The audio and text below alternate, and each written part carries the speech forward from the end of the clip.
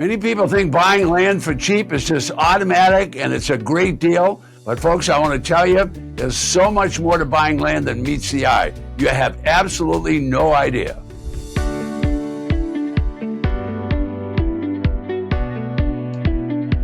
Well, hey, everybody.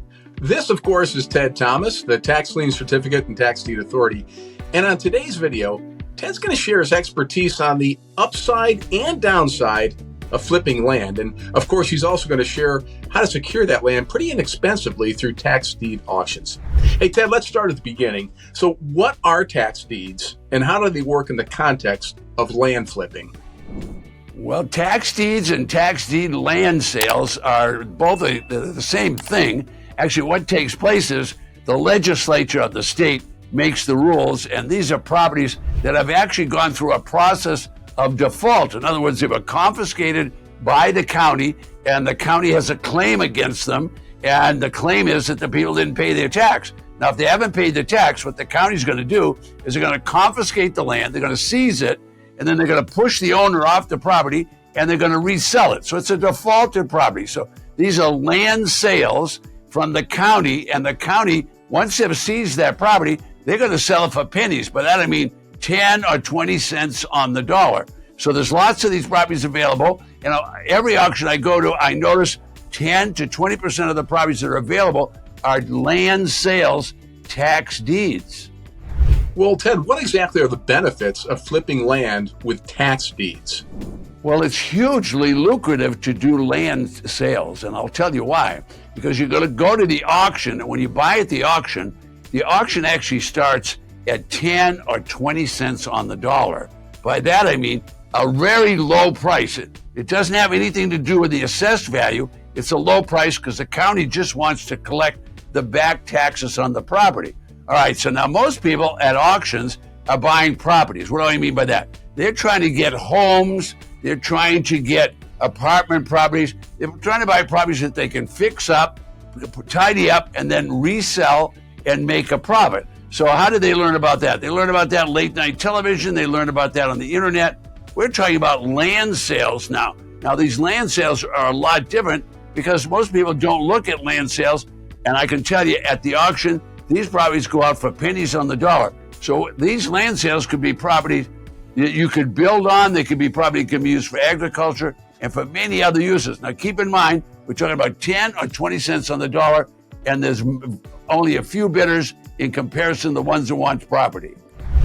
Well, can you tell us a little bit about the potential downsides or risks that are involved in this process? Okay, well, as a risk is this. The risk is you don't know what you don't know, okay? So when it comes to land, most people are looking at land by driving by in a car. All right, so at 30 and 40 miles an hour, all the land looks the same. Well, I can tell you it's not the same. For example, does that land have power? Does it have water? Does it have proper drainage? In other words, is the land useful? Can you do something with it? What about the ingress? You want to get into it and get out of it. Does it have county-approved zoning?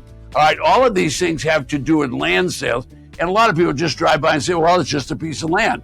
Well, if you want to flip that land, you're going to have to really look at the land and see, does it have the necessary things that other people will want? For example, the power, the water. Is it close enough to the city? What can it be used for? What's the zoning? All right, so if you don't look at any of those things, don't just buy land. Know what it could be used for. In other words, start thinking about your exit strategy before you buy it, okay? Now, they're not hiding any of this information. It's just that most people are so used to buying homes, or they're used to buying apartment properties. They're used to buying structures. Well, this is a little bit different. You're going to have to do a little bit of due diligence and learn a little bit about the land before you start buying at these auctions. Okay, so as I say, it all appears the same when you're driving by at 30 miles per hour. Well, that means you're going to have to start reducing your risk if you're going to start. And that's the only way you can do that is you want to go and make sure that you've checked out that land. Well, to help them learn about the land, what tools can an investor use to research and identify, the best lands to purchase? Well, it's easy to research. And first thing you do is you could start out right with the county. You could start there with the title to the land. How did the county get it? Well, the county actually seized the property. When they seize the property for non-taxes, you can go and look at those records, and you can find out in those records, was there other liens on their property? Is there any zoning restrictions on the property? Are there any easements of property? Now, everybody knows that at a tax defaulted auction, what will happen to the mortgage will be deleted from the property. Same thing with a deed of trust, just wiped out from the property. The treasurer can do that, but other liens could still be on that property. For example, there could be a municipal lien on the property, there could be a federal lien on the property, or if you didn't look, you might find out the property's in the middle of a 100-year flood zone. You don't want to buy in a flood zone where the land could flood and then it couldn't be used very well. Now, a little earlier, you mentioned the importance of having an exit strategy. So what exit strategies are available for investors who are looking to profit, from purchasing land in an auction? Okay, well, exit strategy doesn't mean take a 12 by 12 inch sign and put it on the fence to try to sell it, because that's when you're going to get a drive-by once in a while. So first of all, they have what they call land brokers. There's brokers for urban real estate and there's brokers for land. All right, now land brokers know a lot. They know a lot. Now, I talked about power to the property, water to the property, proper drainage. What about the boundaries to the property? If you don't have a survey, you won't know what you're actually buying. So you need to be able to figure out what you're going to buy. Why do you need to figure out what you're going to buy? Because now you know what you're going to sell. I mean, if you're going to sell something, you have to know about it. A lot of people don't take the time to find out about a survey. So what if you didn't have a survey and the other landowner right next door came and put a fence 20 feet or 200 feet into your property and was actually encroaching on your property? Now, selling property is not a difficult process, but you have to use media. Now, what do I mean by media? Well, the newspapers are media, radio's media, television's media, but in the real estate business, what you need to use is Craigslist. You need to use the multiple listing service. You need to use Trulia. You need to use, there's all kinds of land sites that sell real estate.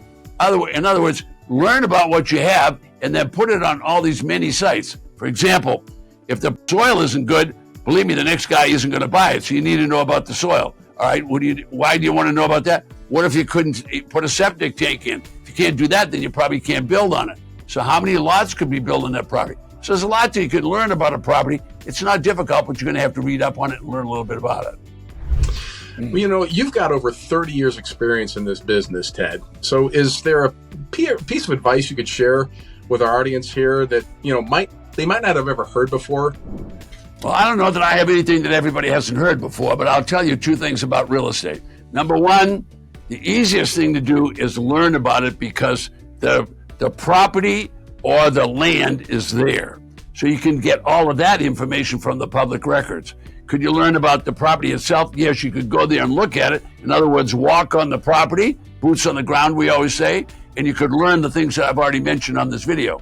The next thing that people don't do in real estate is they don't take the time to think about what are they going to do with that real estate. Now, if you're going to buy land, you want to find out if it's buildable. Is it zoned? Is it zoned that you could put homes on it, or you could put something built on it, or is it just grazing land, or is it agricultural land where they're going to have row crops? So you have to learn about what's there. When you want to sell it, people are eager to buy. Why do they want to buy? Because they like the idea that real estate, whether it's land or real estate, generally goes up at least with inflation. It starts rising and rising. It kind of follows along with inflation. So it's a protection against losing your money over a period of time.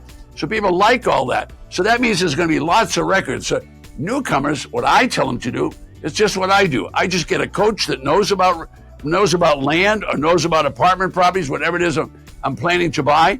They've already been around all these obstacles. They can tell you from experience. That's what I want. I don't want to just read the book. I don't want to just watch a video. I want to get a coach. And what's the coach going to do is I'm going to get a coach that's done it before me. In other words, they've learned if it's a minefield that I'm trying to walk through, well, I want to follow the person that's already been through it because they know how to avoid the obstacles. So that's my best advice. Hey, if any of you folks watching have a question for Ted, just leave it in the comments below because Ted and his team are very attentive. They will see it. You will get an answer. And while you're down there, please like this video and maybe even subscribe to Ted's channel. Hey, Ted, one last thing. It'd be great to have a list where these auctions are happening. What can you tell us about that? Well, there's lots happening in lists, folks. And what we've done is we've come up with everything from lists of these properties. And below me, you can find a lot more information. You can just actually move a cursor. It'll tell you how many auctions are going to take place in that particular state. and then you can actually go to the county and get information. If you get some of our other lists, they'll also show you lists of all the states in the United States will auction properties, whether tax liens or tax liens, and you can get both of those. Just go right below me and you can opt in and they'll send you a free list. It's right there in the description, folks. Click on it and take advantage of Ted's free gift. As I close out the lesson, I want to make one last suggestion. Find out about the property that you're going to buy. You're going to buy it at auction. There'll be county records about that property. Why did that property end up at auction? Why is it there? Is there something wrong with the property? Was the title unclear? Was there other liens? Was there any restrictions like zoning restrictions? Or was there an easement across the property so someone could run trucks right across your property? You need to learn those things. I'm Ted Thomas.